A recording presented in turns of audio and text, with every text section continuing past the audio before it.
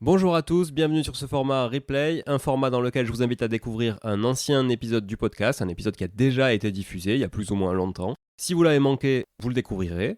Et si vous l'avez déjà écouté, vous pouvez le réécouter. C'est un épisode souvent qui a eu beaucoup de succès à sa sortie ou qui n'a pas eu le succès qu'il méritait d'avoir parce que le podcast était peut-être moins connu à l'époque aussi et que je vous propose de réécouter ou d'écouter aujourd'hui. Sans plus attendre, je vous laisse avec l'introduction habituelle et dans la foulée, l'épisode et la rediffusion de celui-ci. Voilà, merci beaucoup, à très vite sur le podcast. Bonjour tout le monde et bienvenue sur Money Tree, le podcast qui vous parle d'investissement et de finances personnelles au sens large et sans tabou.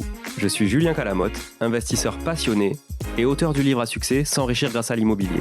J'avais envie de partager ma façon d'investir, forcément, mais également de découvrir avec vous de nouvelles façons de faire fructifier notre argent.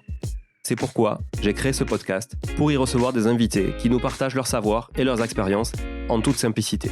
J'espère sincèrement que les échanges que je vais avoir avec l'invité du jour vont permettre d'enrichir vos connaissances autant que les miennes. Je vous souhaite une excellente écoute. Hello tout le monde et bienvenue sur cette capsule du dimanche sur laquelle nous allons parler d'actes en main. C'est peut-être quelque chose dont vous avez déjà entendu parler, mais on va s'y attarder un petit peu. Alors c'est une capsule qui ne durera pas très longtemps aujourd'hui, puisque c'est un sujet qui va être rapidement, vous le verrez, traité. Donc quelques minutes seulement pour cette capsule, mais avant tout, je voulais vous remercier d'être là, d'être toujours fidèle au poste. Bienvenue aux nouveaux qui nous écoutent. N'hésitez pas, pour tous ceux qui sont nouveaux, à réécouter les précédents épisodes depuis le début, parce que franchement, il y a des trucs vraiment très sympas. En fait, tous les épisodes sont sympas, on va se le dire. On va rentrer dans la conviction là, du marketing, donc évidemment il n'y a aucun épisode à rater, vous pouvez tout réécouter depuis le début, ça vous permettra vraiment d'appréhender aussi le podcast, ma manière de l'animer, la manière de sélectionner aussi les invités, les capsules et les sujets que je prends plaisir aussi à traiter, voilà, et puis de vous familiariser vraiment avec le podcast. Et puis pour les habitués, je voudrais particulièrement remercier tous ceux qui partagent les épisodes autour d'eux ou sur les réseaux sociaux. À chaque fois qu'il y a un partage, je vois vraiment qu'on glane des auditeurs, donc faites-le s'il vous plaît.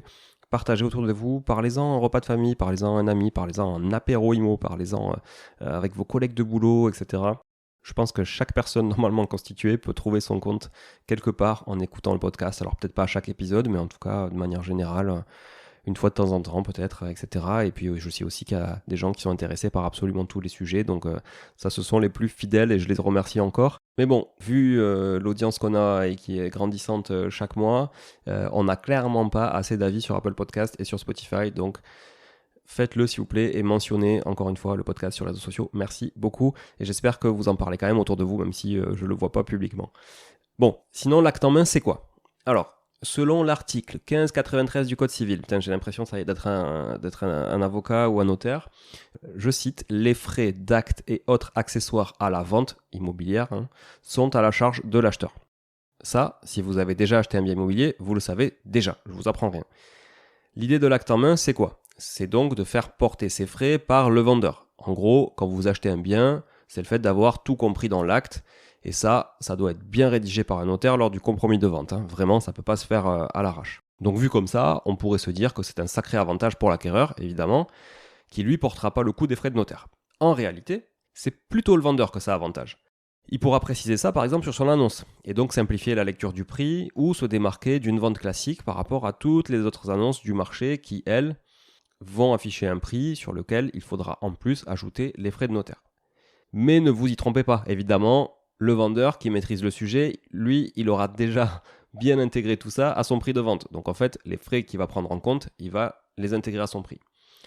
Donc au final, je dirais que c'est comme le débat des frais d'agence à charge acquéreur ou vendeur. Dans les deux cas, c'est l'argent de l'acquéreur qui permet au notaire de payer les honoraires. Le seul avantage dans ce cas, lorsque les frais d'agence sont à charge acquéreur, c'est que ce dernier peut économiser des frais de notaire sur cette charge. Mais attention en plus aux abus sur le sujet, certaines agences se sont bien faites retoquer.